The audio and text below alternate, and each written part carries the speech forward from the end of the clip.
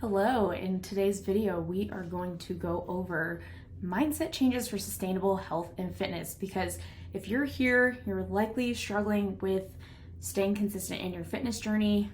You're either reverting back to old habits or going back to the same diet over and over, and you can't seem to get results that you actually want. And so where it begins is typically our mindset. Right? Before the action that we take, it's about the thoughts that are going on in our head. And so I'm going to go over some changes that you can start making to really start to see some sustainability so that you can have, again, sustainability in your journey. So let's get into it. I went ahead and labeled the top 4. So the first thing I want to get into is short-term versus long-term mindset. The short-term, we're focused on quick results, right? We just want to be able to see ourselves reach 10, 20 pounds down within a matter of weeks or months. We're not thinking about sustainability. Not thinking about what's sustainable, just what's quick. The problem with short-term thinking is that it keeps you stuck in patterns. So if you've noticed that you are a yo-yo dieter and you continue to repeat those same patterns over and over, like maybe you try the keto diet, you did see some results, you were 10 pounds down, you're like, great, I can sustain this. Eventually you want to go out to a restaurant and then all of a sudden you're like, I don't want to do this anymore. Then the spiral begins, you gain the weight back, and then you start the process all over again a couple months later. The next time you're like, keto worked last time, but I wasn't able to sustain it, so what's the next thing I can try? And that leads on to a cycle of trying diet after diet, realizing that none of them are actually sustainable for you. So that's what happens when we're in the short-term mindset.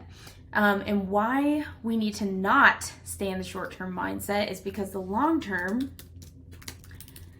allows us to have sustainability, because we're focused on where you're going, who you're becoming, and the lifestyle you want to achieve.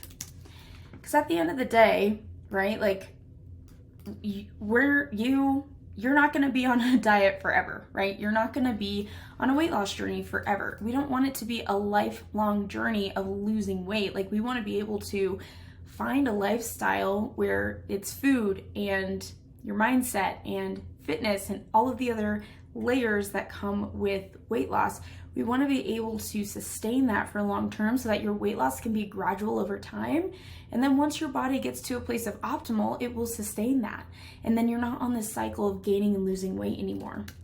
So no longer on this cycle of gaining and losing. And the way that you can start implementing a long-term mindset is focus on the journey, not the outcome. And this is where a lot of people get messed up here, is that they're so focused on, I want to lose 10 pounds. I want to fit in my size 6 jeans again. I want to lose this extra belly fat. Like, they're so hyper fixated on the end goal that they miss the journey of what it actually takes to get there. And the people that really focus on the journey of, today I'm going to hit my step goal. I'm going to drink, at least 60 ounces of water. I'm going to go to the gym and get my workout in. I'm going to choose to eat this item instead of this item. Those small baby habits is what builds a sustainable lifestyle, and that's what prevents you from going into this cycle. And you start to fall in love with the journey. That's a really important thing, because if you want a healthy life, a healthy body, you want to be able to fit into clothes that you feel really confident in, it's about the habits that you do every single day for the rest of your life, which I know sounds daunting and intimidating, but it's really not, a big commitment. It's not something that you have to sacrifice your whole life in order for you to, sustain this. It's about, again, those small habits built up over time. So that's the difference between short-term versus long-term, and why you should have more of a long-term mindset is because it's what's going to make it sustainable. Instead of going from diet to diet, you just figure out what works best for my body, what I'm able to sustain so that I don't miss out on going out on date nights. I'm not saying no to girls' night out, you know, those kind of things. Really important to have that mindset. So that is the first thing. The second thing is our proactive decision making. So this specifically with food, but also with fitness, mindset, and actually our emotions. Our emotions play a really massive role in how we navigate our fitness journeys, because, you know, think about it, like any moment that you're stressed, say you had a really stressful day at work and these people were making you so angry and nothing was going your way, and, you know, at the end of the day, you're just like, I'm just done. I don't want to deal with anything else. So you go to the pantry, you get a thing of Oreos, and you just start binging them and watching Netflix, right?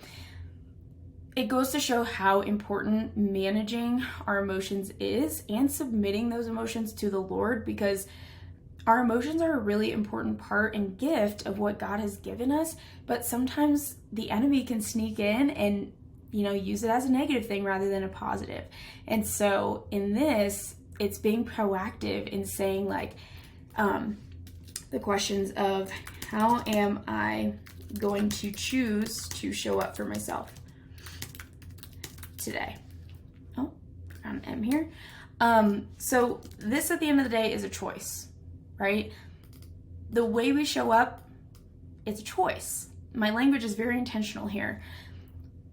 At the beginning of the day, one of the biggest things that you can do to help set the tone for the day is prayer, and also just gratitude and just setting the tone, right?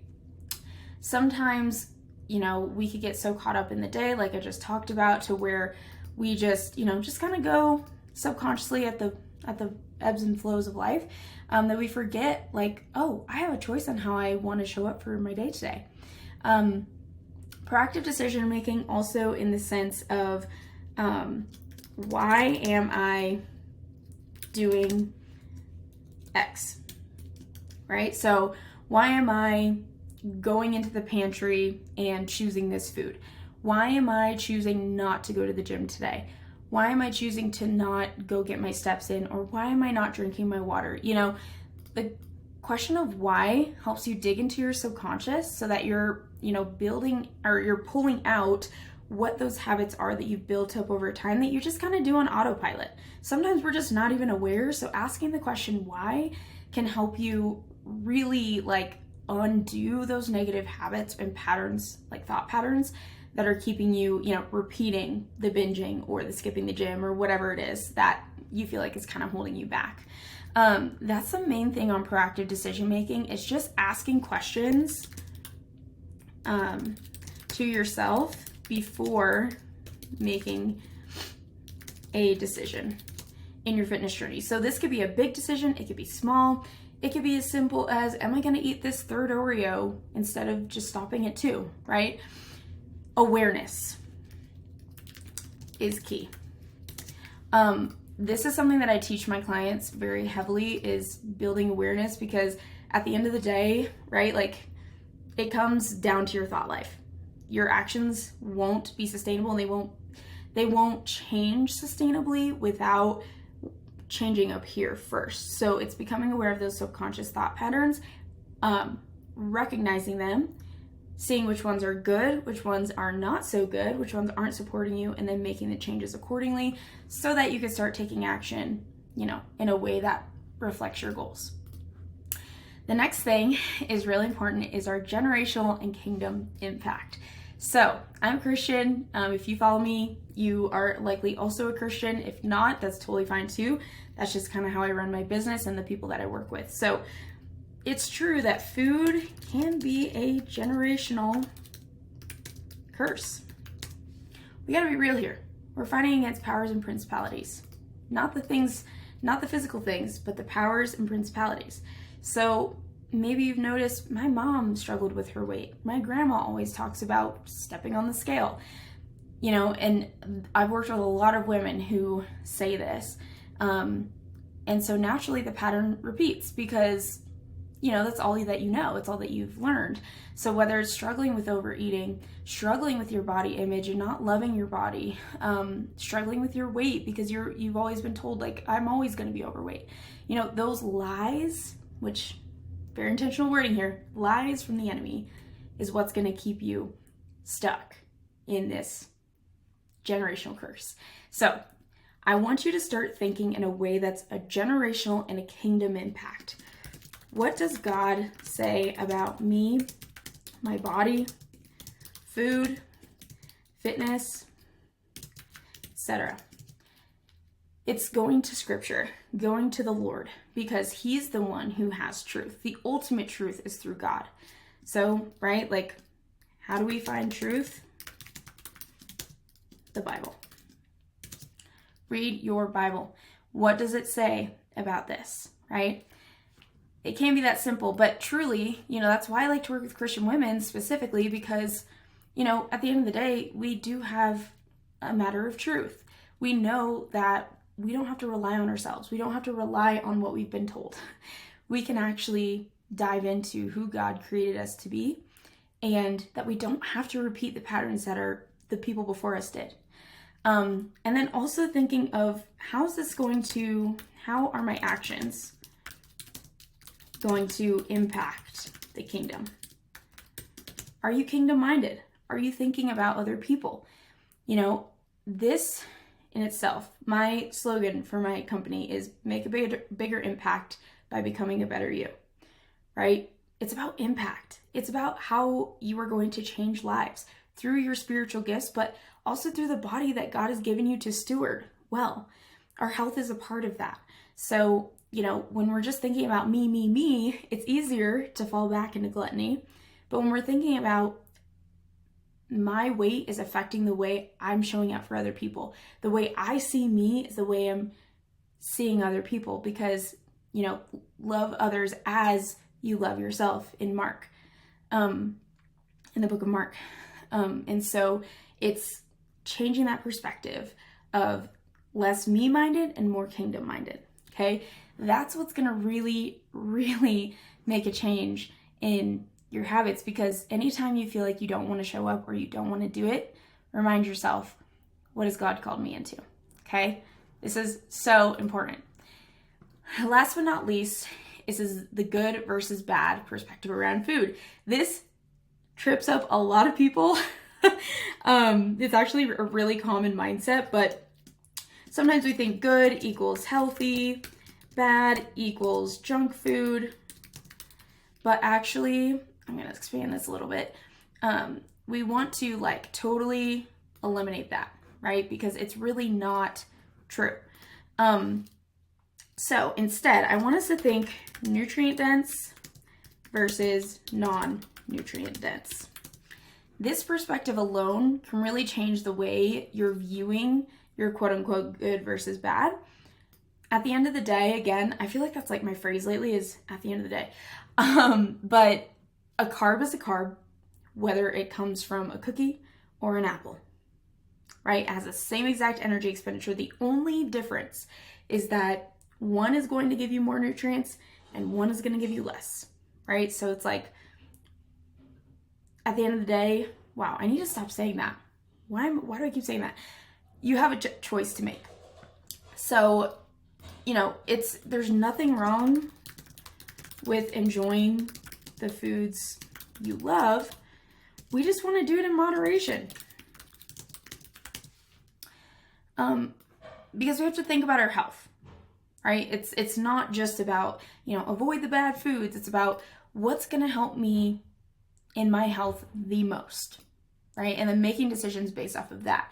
Not saying that you can't have those foods that you do love. It's just, okay, in this moment, what does my body need? These are different mindset things that you can really start implementing. Nutrient dense versus non-nutrient dense. Nothing wrong with enjoying foods that I love, moderation. And then what does my body need? Because, you just want to pay attention to those things rather than just good versus bad. And this will also help you have a little bit more sustainability and get rid of dieting. This is something, again, I teach my clients. I don't tell them what they can or can't eat. Like, I'm not like, no, you can't have this, but you can have this. I don't do that. That is not how I fly around here, because you need to get comfortable at making decisions yourself and knowing, okay, when I'm going to grab this food, why am I grabbing it? Back to proactive decision making. Is it because I'm hungry? Is it because I'm bored? Am I emotional? Like, what's going on? Or do I just genuinely want to enjoy it? That's fine, right? So we need to get rid of that perspective around food of good versus bad, because at the end of the day, it doesn't matter, right? It just comes down to, what do you feel like your body needs? So those are the mindset changes that you should start making in order for you to get sustainable health and fitness. If you resonate with this, I would love to chat with you further. If you're stuck dieting, feeling like you're not getting anywhere, you want to find a different approach that's flexible and attainable, then go ahead and click the link under this video and book a free discovery call with me, so that my team and I can see if and how we can help you reach your goals, because we genuinely want to help. All right, awesome. Well, go ahead and give this video a like, subscribe. Thank you for watching, and I hope that this really helps you in growing in your mindset and your journey.